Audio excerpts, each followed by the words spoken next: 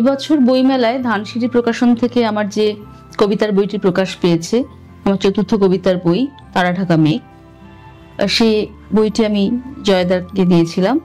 সেখান থেকে জয়দা কয়েকটি কবিতা পড়লেন, সেটা আমার কাছে একটা বড় প্রাপ্তি।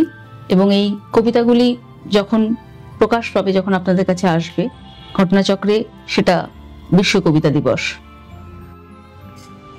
পারমিতা মুন্সী 90 দশকের কবি, 90 দশকের কনিষ্ঠতম কবি বললেও অত্যুক্তি হয় না।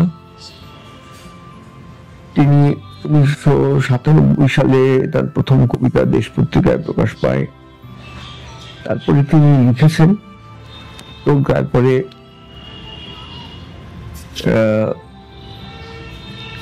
তার প্রথম বই বেরোয়, তার নাম তীব্র মধ্যম। তারপরে দ্বিতীয় বই বেরোয়, তার নাম শালক সংশ্লেষ।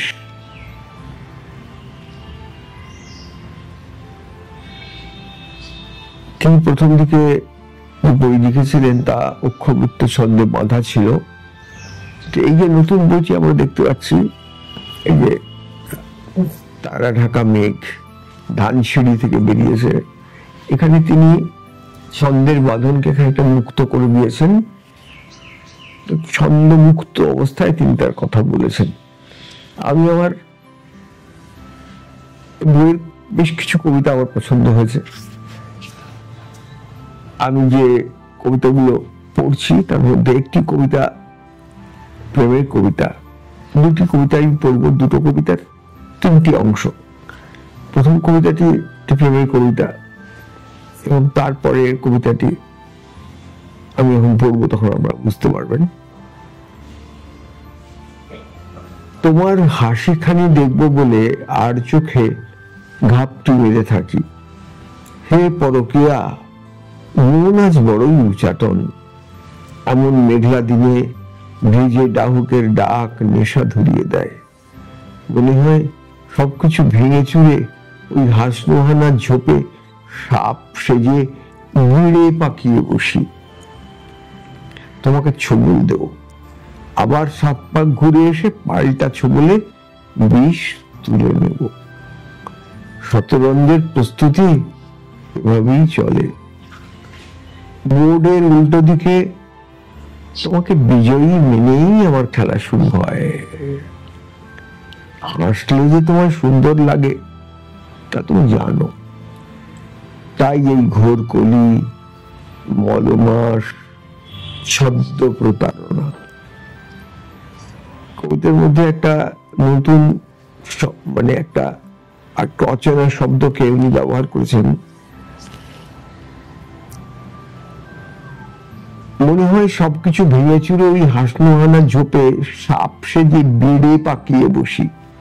কি বেড়ে পাকিয়ে বসি, সাপ কিভাবে বসে সেখানে বেড়ে পাকিয়ে কুণ্ডলী কথাটা কিন্তু উনি ব্যবহার করেননি, বেড়ে পাকিয়ে বলেছেন। এটা অনেক বেশি কথ্য।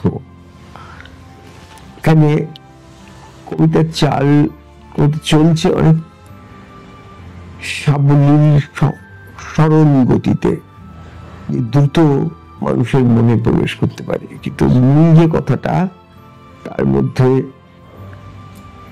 একটু অভিমান আছে, একটু স্পষ্ট পরাজয় শিকারের মধ্যে দিয়ে যা প্রকাশ পেয়েছে। এবং একেবারে কবিতার শেষ লাইনে তাই এই ঘোর কলি মলমাস ছদ্ম প্রতারণা। পরে যে কবিতাটি বলছি সেই কবিতাটির নাম হচ্ছে বাবাকে নিয়ে লেখা কবিতা। এর দুটি অংশ, আমি সেই দুটি অংশ পড়ছি। বাবাকে নিয়ে লেখা কবিতা, এবং আপনারা কবিতা পড়লেই বুঝতে পারবেন যে বাবা আর কন্যার সঙ্গে নেই, তিনি পৃথিবী ছেড়ে চলে গেছেন। ফলে এই লেখাকে এক রকমের শোক গাথাও বলা যায়, শোক লিপিও বলা যায়। নিস্তরঙ্গ সমুদ্রের পাশে একাকী নির্জন বাস দাঁড়িয়ে আছে। আগে মৃত্যু নিয়ে লিখতে গেলে এইসব উপমা মনে হতো, চিত্রকলা, রহস্য বুনন। আজ মধ্য যৌবনে মৃত্যু বলতে বুঝি বাবার না খোলা চোখের পাতা। কয়েক ঘন্টা পরেও ঠান্ডা না হয়ে আসা শরীর। মূল দরজা ছোট বলে স্ট্রেচার ঢোকেনি। নতুন চাদরে মুড়ে কয়েকজন বাবাকে নামিয়েছিল। স্বর্গরথে চড়ে চলে গেল বাবা অনন্তের দিকে। অনন্ত বলে কি কিছু আছে কোথাও?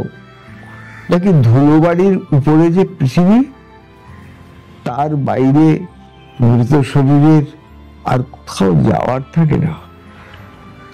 বাবা চলে গেছে, আক্ষেপ রয়ে গেছে আর একটু বেশি সময় হাত ছুঁয়ে পাশে বসে থাকাস। আমি দ্বিতীয় অংশটি পড়ছি।